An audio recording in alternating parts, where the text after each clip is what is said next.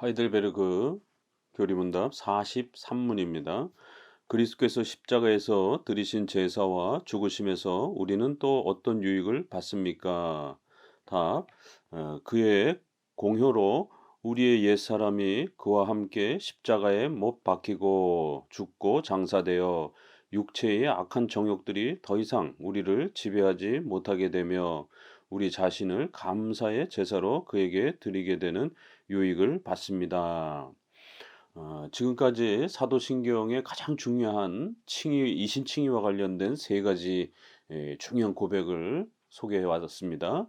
빌라도에게 고난 받으시고 그래서 하나님의 심판대 앞에서 그렇게 공적으로 심판을 받으시고 무죄하신 분이 그렇게 또 우리의 죄를 대신 짊어지시는 그러한 죄인으로서 죽으시는 또 그러한 재판을 받으시고 어 또 십자가의 정죄의 죽음을 죽으시고 그리고 또 무덤에 장사되셨다라고 해서 우리가 받아야 될 그 정령 죽으리라고 하는 그 죄값과 형벌을 실제로 예수님이 죽으시면서 감당하셨다라고 하는 세 가지의 이신칭의를 위한 아주 중요한 그리스도의 대속적 그 희생과 고난에 대한 아주 중요한 내용들이 소개가 되었습니다. 자, 이제 이러한 그리스도의 십자가에 들이신 그러한 제사와 희생 제물 대신 그러한 대속적 죽음과 이러한 희생과 고난을 통해서 이제 또한 우리가 어떤 유익을 받습니까? 지금까지 이제 이신칭의와 관련된 많은 부분들이 주로 집중되어서 우리의 죄값이 면제되고 또 행위 언약의 그 의로운 요구인 율법에 순종해야 한다라고 하는 이 의로운 요구를 또 예수님이 완전히 순종하심으로 인해서 의를 획득하여 우리에게 값없이 주시는 우리의 죄가 예수님께 전가가 되고 예수님의 죄가 예수님의 의로움이 우리에게 전가가 되는 죄의 전과 의의 전가 이렇게 해서 이중 전가라고 하는 이러한 놀라운 이신칭의 은혜가 아, 예수님의 십자가에 못 박히심으로 인하여 성취되었다라는 것. 그래서 오직 믿음으로 이제 예수님을 믿기만 하면 우리는 의로운 자가 되고 하나님의 자녀가 된다라고 하는 이러한 이신칭의의 놀라운 복이 지금까지 소개가 되었습니다. 이제 이러한 그 혜택 외에 또 추가적으로 어떤 은혜가 우리에게 따라오느냐 이제 이러한 질문인 겁니다. 그래서 그리스도의 공로로 우리의 옛사람이 이제 십자가 그와 함께 십자가에 못 박혀 죽고 장사되고 이제 우리가 죄값을 치른 것처럼 또 그렇게 그리스도의 십자가의 죽으심으로 우리가 혼전히 하나님 앞에 죽는 그러한 은혜가 이신칭의의 이러한 은혜를 통해서 펼쳐졌다라는 겁니다. 예수님의 십자가의 대속적 죽음을 통해서 우리도 함께 그 죄값이 치러지는 그러한 놀라운 칭의의 은혜가 이러한 고백들을 통해서 이제 더욱 밝혀집니다. 그리고 나서는 육체의 악한 정욕들이 더 이상 우리를 지배하지 못하게 되어 이제 예수 그리스도의 이러한 공로는 우리의 죄값을 그렇게 면제하고 또 하나님에게 자녀가 되는 이러한 은혜의 혜택뿐만 아니라 더 나아가서 이제 우리의 본성, 우리 악한 정욕들이 이제 에, 새롭게 거듭나는 우리 악한 본성이 선한 본성으로 그렇게 우리의 마음이 바뀌는 이걸 우리가 중생이라고 말합니다.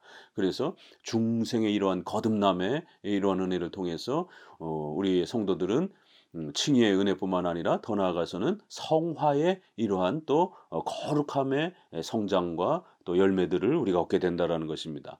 죄도 분명히 이렇게 또 원죄와 관련되어 있는 그러한 죄책의 이러한 문제, 정죄받고 우리가 죄인이 되었다라고 하는 죄의 책임에 대한 문제, 그리고는 그 결과인 인간의 더러운 부패와 오염이 시작되는 겁니다. 이게 원죄인 것입니다.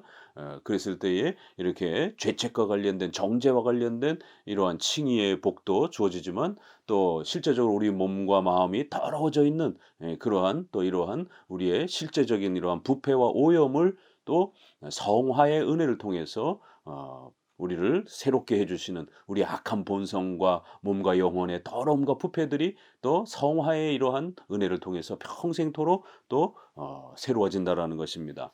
우리의 악한 정욕들이 더 이상 우리를 지배하지 못하게 되며 우리 자신을 이제는 하나님을 위해서 살아갈 수 있는 거룩한 감사의 제사로서 우리가 하나님을 영화롭게 하며 살아갈 수 있는 그러한 새로운 삶을 살 수 있게 되었다. 바로 거룩한 하나님의 자녀로서의 삶을 이제 성화의 이러한 은혜를 또 우리가 누리면서 살게 되는 혜택도 주어진다. 그래서 칭의와 더불어 성화의 이러한 이중의 은혜, 우리 종교개혁자들은 이거를 이중의 은혜다라고 이렇게 표현합니다. 그래서 칭의뿐만 아니라 그래서 법정적으로 우리를 죄인이 아니라고 선언해 주시는 이제 하나님 앞에 의로운 자로 여겨주겠다, 하나님의 자녀로 여겨주겠다라고 하는 이러한 법정적인 그러한 신분의 변화뿐만 아니라 부패와 오염에 대한 이러한 우리의 본성과 악한 정욕들이 이제 성령의 내주하심과 성령께서 우리를 강력하게 거듭나게 해주시는 새로운 마음을 부어주시는 이런 중생의 은혜를 통해서 우리의 악한 정욕과 본성이 새롭게 바뀌어지는 그래서 그 중생의 은혜는 더 나아가서 이제 칭의와 성화까지도 또 펼쳐지는 이러한 복된 은혜로 우리에게 큰 구원의 은혜를 베풀어 주신다라는 겁니다. 그래서 성화의 이런 혜택까지 우리의 몸과 영혼 전체가 악한 정욕들이 이제는 하나님을 향하여 우리 자신을 감사의 제물로 비록 우리의 죄값을 우리가 감당할 수 있는 그러한 희생 제물로는 불가능한 것입니다. 왜냐하면 그건 오직 예수 그리스도만이 행하실 수 있기 때문에 그렇습니다. 그런 희생 제물, 죄값을 치르는 그런 희생 제물로서는 바쳐질 수는 없지만 감사의 제물로 이제는 우리의 삶이 먹든지 마시든지 무엇을 하든지 오직 하나님의 영광을 위해서 이제는 그리스도의 공로로 우리의 삶 전체가 그렇게 하나님 앞에 바쳐지고 쓰여질 수 있는 하나님의 나라와 영광을 위하여 그렇게 쓰임받을 수 있는 거룩한 삶을 살아갈 수 있는 그런 귀한 또 성화의 은혜도 우리가 얻게 된다라고 이렇게 43문에는 다시 한번 이 이신칭의와 관련된 아주 중요한 그 핵심들을 세 가지 문장을 통해서 설명해 가면서 43문에 다시 한번 칭의와 또 성화의 은혜까지 우리에게 혜택을 부어 주신다. 자, 그러면서 인제 조금 더 마무리해 가면서 44문에는 그 유명한 지옥 강화라고 하는 질문을 한 번 더 합니다. 43문 거기에 "지옥에 내려가셨고"라는 말이 왜 덧붙여져 있습니까? 답: 내가 크나큰 시험을 받을 때라도 나의 주 예수 그리스도께서 고난을 당하시는 동안 내내 특히 십자가에 달려 계시는 동안 말할 수 없는 고뇌와 고통과 공포와 지옥의 괴로움을 친히 담당하심으로써 지옥의 고뇌와 고통으로부터 나를 구원하셨다는 것을 확신하고 이로써 전적으로 위로를 얻도록 하기 위함입니다. 이제 이러한 그 부분들과 관련해서 지옥 강하라라고 하는 음부 강하라라고 하는 아주 중요한 문장이 우리 사도신경에 들어 있습니다. 그런데 이제 이 부분이 우리 지금 한글의 사도신경에는 빠져 있습니다. 또 새 사도신경도 요거를 빼고 번역을 했습니다. 원래 우리 장로교 사도신경에는 요 부분이 담겨 있습니다. 미국 장로교회도 그렇고요. 우리나라 초창기에 에드워드 초창기에 이렇게 번역해 준 우리의 장로교 번역에는 음 이 부분이 다 남겨져 있습니다. 또 더 나아가서는 유럽 교회도 그렇고 스코틀랜드, 영국 이러한 장로교도 마찬가지입니다.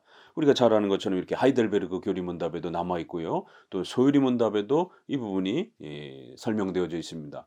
또 그리고 제네바 교리문답에도 설명되어져 있습니다. 이렇게 초기 사도신경에 대한 이 중요한 고백이 그럼 왜 빠졌는가라고 했을 때 이것은 미국 감리교회 또 영국 감리교회에서 특별히 존 웨슬레가 25개 감리교 그 신조를 만들면서 이러한 지옥 강화에 대한 부분들을 삭제시켜 버렸습니다. 웨슬레는 좀 더 성경 중심으로 이렇게 성경만 강조하는 이제 그러한 형태를 취했기 때문에 성경에서 특별히 문자적으로 이렇게 설명되지 않는 그러한 교리들을 이렇게 고백하는 것에 대해서 굉장히 이렇게 부담스러워했고 우리 장로교처럼 추론적 해석이라든가 이렇게 성경 전체를 통해서 교리 중심적인 이러한 고백들에 이런 이해가 없었기 때문에 그저 성경의 단편적이고 문자적인 표현만 그저 25개 조항에 담았고 성경을 추론적으로 이렇게 교리적으로 성경을 잘 정리하는 이러한 방식들에 대해서는 굉장히 불편함을 여겼습니다.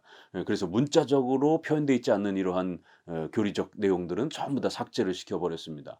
그러다 보니까 후대 이제 미국 감리교회도 이러한 초기의 전통을 따라서 이 사도신경의 지옥 강화를 빼버렸습니다. 우리나라에는 장로교가 1894년 또 1905 년에 처음에 이렇게 찬송가 뭐 이렇게 해 가지고 찬송가를 작성할 때 그 앞부분에 사도신경과 이렇게 주기도문을 이렇게 번역할 때 거기에는 다 담겨 있었습니다. 어 언더우드가 그렇게 이 부분을 고백을 또 이렇게 잘 번역해서 남겨 주었는데 감리교가 1897 년에 또 1908 년에 이렇게 결국 그 삭제된 사도신경을 번역했고 결국 1908 년에 감리교와 장로교가 성경 번역 또 찬송가를 묶어서 내면서 감리교의 요구가 받아들여져서 결국 한국의 장감 연합 찬송가와 성경책에 이 사도신경의 지옥 강화가 빠진 상태로 그렇게 채택이 됐고 결국 그것이 지난 100여 년 이상을 지금까지 그렇게 흘러온 겁니다. 원래 장로교 우리 1894 년과 1905 년에 이러한 장로교 시도에서는 분명히 남아 있었고요. 또 미국 장로교나 유럽 또 이런 개혁파 교회와 장로교회는 지옥 강화가 굉장히 중요한 교리이기 때문에 이렇게 다 보존을 했었습니다. 이 지옥 강화가 왜 중요하냐면 어 앞부분에서의 고난, 십자가 이렇게 또 실제로 죽으심, 장사되심 이것은 그리스도의 육체가 고난받으시고 죽으시는 요 부분에 좀 더 초점이 맞춰져 있는 것이고요.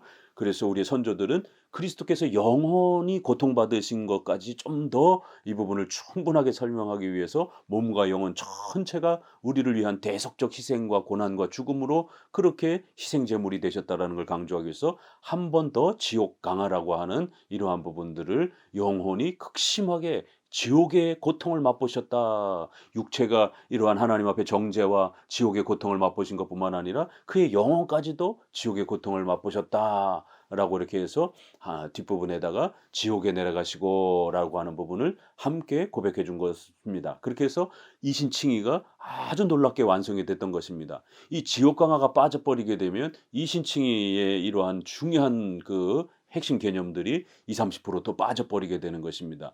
그래서 우리의 선조들은 지옥 강화와 앞에 세 개의 또 이러한 고난과 또 관련된 부분들을 함께 묶어서 이신칭의의 그리스도께서 몸과 영혼이 우리를 위한 그 대속적 희생이 되었음을 그렇게 이신칭의의 문장들을 완성해 준 것입니다.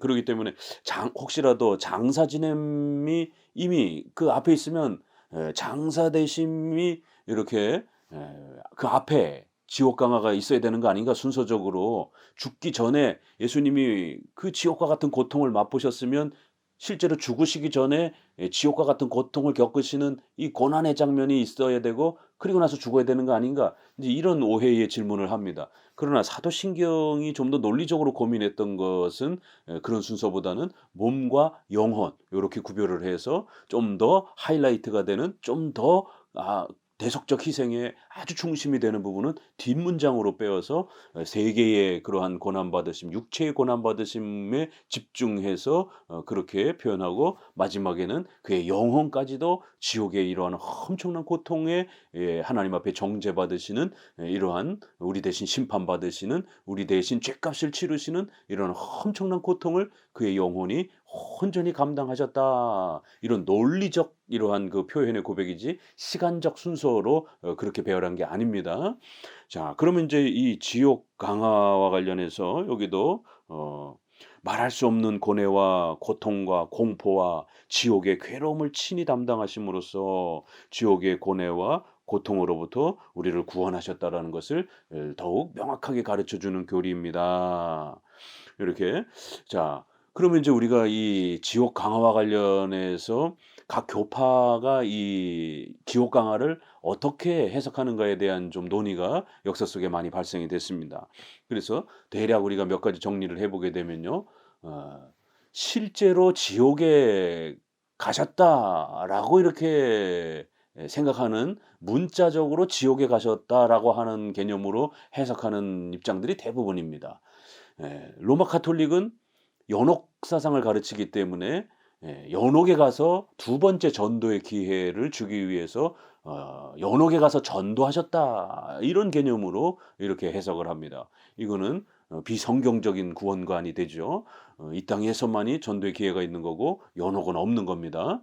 그래서 "연옥에 내려갔다." 이렇게 표현을 하고, 또 성공회는 누가복음에서 강도에게 "오늘 내가 낙원에 나와 함께 있을 것이다."라고 하는 이 표현 때문에 낙원에 가셨다. 연옥도 아니고 지옥도 아니고 그러한 제3의 장소, 4의 장소인 낙원에 가신 것이다. 그래서 천국과 낙원을 또 이렇게 분리해서 성공회는 생각합니다. 이건 로마 카톨릭의 교리와 거의 비슷한 겁니다. 그들은 천국과 낙원을 동일하다라고 말하지 않습니다. 어 다른 장소라고 얘기를 합니다. 그러면 결국 연옥 개념이 되는 것이에요. 가톨릭은 제3의 장소가 있는 것처럼 이렇게 얘기하는 것처럼, 성공회도 제3의 장소가 천국과는 다른, 또 지옥과는 다른, 그러나 또 그건 연옥은 아니고 낙원이다 이렇게 말만 바꿨지 로마 가톨릭의 구조와 똑같은 제3의 장소가 있는 것처럼 말을 하는 것입니다. 그래서 그런 부분에서 또 낙원에 가서 뭐 승리를 외쳤다, 또 뭐 전도를 하셨다, 이런 이제 수준으로 성공회도 말하는 것이고요. 자, 그럼 루터와 루터파는 "지옥에 실제로 가셨다." 이렇게 말하면서 지옥에 가셔서 전도하는 건 아니고, 왜냐하면 이신칭의를 강조하기 위해서는 이 땅에서 예수님을 영접해야 되기 때문에 지옥에 내려가신 이유는 승리를 선포하기 위해서였다. 사탄과 악한 영들에게 승리를 선포하신 것이다. 그래서 루터파는 승귀라고 하는 그리스도의 높아지심 을 여기서부터 출발을 합니다. 부활에서부터 출발하지 아니하고 낮아지심, 비하는 이제 장사되심까지만 이야기하고 승리를 선포하는, 지옥에 가서 승리를 선포하는 이 장면을 높아지심의 첫 번째 단계로 루터파는 이렇게 이야기합니다. 그래서 전도하러 간 건 아니지만 실제로 지옥에 가신 것이다 이렇게 해석을 하고요. 그러나 이 해석도 조금 약간 무리가 있는 것입니다. 그리고 또 찌빙글리도 약간 요런 그 승리를 선포하는 개념으로 약간 쪼끔 이렇게 좀 더 소개를 하기도 하고요. 그러나 인제 칼빈과 대부분의 종교 개혁자들, 또 여기 우르시누스도 그렇고 웨스민스터 신앙고백도 그렇고, 이것은 문자적으로 실제로 지옥에 가시거나 또 무슨 제3의 장소에 가는 그러한 문자적 개념이 아니라 이건 상징적 표현이다라고 이렇게 설명을 해준 것입니다. 예수님께서 우리가 받아야 될 지옥의 고통, 하나님 앞에 무서운 그 지옥의 형벌, 하나님 앞에 정죄의 그 형벌, 이러한 죄값의 이러한 그 고통을 그의 영혼이 온전히 극심한 고통으로 하나님 앞에 버려지는 그런 고통으로서 고통받으시는 그 고통의 어마어마함을, "지옥을 맛봤다. 지옥과 같은 고통을 맛보셨다." 이렇게 표현하는 표현이지, 이거를 문자적으로 그렇게 실제로 지옥에 내려간 것처럼 이렇게 해석하지 않습니다. 요 부분을 우리가 좀 더 잘 구별해서 이해를 해야 됩니다. 그래서 우리 종교 개혁자들은, 우리 장로파 개혁주의는 이걸 상징적으로 해석한다라는 것. 그래서 "지옥과 같은 고통을 맛보셨다." 우리 대신 정죄의 이러한 고통을, 하이델베르그 표현처럼 지옥의 괴로움을, 지옥에 가신 게 아니라 어 말할 수 없는 고뇌와 고통과 공포와 그러한 지옥에 버려지는 그러한 괴로움을 친히 담당하심으로써 지옥의 고뇌와 고통으로부터, 우리가 당해야 될 영원한 지옥의 그런 형벌적 고통으로부터 우리를 구하셨다. 이러한 바로 지옥과 같은 고통을 맛보셨다라는 것을, 그 영혼이 정죄받으시고 형벌받으면서 지옥과 같은 그런 극심한 고통을 하나님 앞으로부터, 성부로부터 버려지면서 이러한 우리 대신 이와 같은 어마어마한 고통을 받으셨다라는 것을 그 강조하는, 그러한 강조적 표현이다라고 이렇게 설명을 한 것입니다. 이 부분을 어디서 설명하느냐면 사도행전 2장 24절에 하나님께서 그를 사망의 고통에서 풀어 살리셨으니 이는 그가 사망에 매여 있을 수 없었음이니라. 이러면서 하나님께서 그를 사망의 고통에서 그렇게 살리셨다. 이렇게 해서 사망의 고통, 이렇게 사망과 같은 고통, 하나님 앞에 버려지는 고통, 지옥의 그러한 고통, 하나님 앞에 형벌의 고통, 이렇게 표현하는 이러한 그 구절을 이렇게 또 아주 중요한 근거 구절로 삼습니다. 그래서 실제로 지옥에 갔다 이러한 뜻으로 해석하지 않는다라는 것입니다. 결국 몸과 영혼 전체가 우리 대신 죄값을 치르시고 정죄받으시고 하나님 앞에 버림받으면서 지옥의 그런 그 어마어마한 그 형벌의 고통을 몸과 영혼 전체가 우리 대신 대속적으로 그렇게 고난받으시고 희생당하시는 그리스도의 위대한 희생제물 되심을 요렇게 압축적으로 요약해서 고백한 것입니다. 그렇기 때문에 요 지옥에 내려가시고라고 하는 요 부분을 우리가 잘 보존하고 지켜가야 됩니다. 이건 우리 장로교회의 이신칭의를 고백하는 아주 소중한 고백인데 이런 감리교회의 이러한 잘못된 그러한 성경 해석의 입장 때문에 이러한 소중한 우리 이신칭의와 관련된 교리가 삭제돼 버린 것입니다. 그래서 감리교회 구원론이 굉장히 부실하고 약하다라는 것입니다. 이런 소중한 이신칭의의 토대가 되는 이러한 핵심 고백들을 삭제하고 빼버렸기 때문에 결국 이신칭의가 당연히 부실해질 수밖에 없는 것이죠. 그래서 장로교 교리가 훨씬 더 건강하고 훨씬 더 명확한 이신칭의의 이러한 구원론의 개념이 잘 보존되어 있다라는 것입니다. 이제 어떤 로마 카톨릭이나 이러한 실제로 지옥에 가셨다라고 주장하는 자들은 여기 우르시누스도 이제 몇몇 그 변증을 또 하는데요. 반대자들이 베드로전서 3장 19절 20절 그가 또한 영으로 가서 옥에 있는 영들에게 선포하시느니라. 그래서 이 옥, 지옥에 있는 영들에게 이렇게 해서 이 필라케라고 하는 이러한 그 헬라어를 가지고 이게 지옥에 가셨다라고 여기 표현되어 있지 않느냐. 라고 인제 이런 그 주장을 할 때 요것이 과연 헬라어가 문자적으로 실제 지옥을 말하는 것이냐라고 하는 인제 그런 해석도 쪼끔 더 해 봐야 되고요.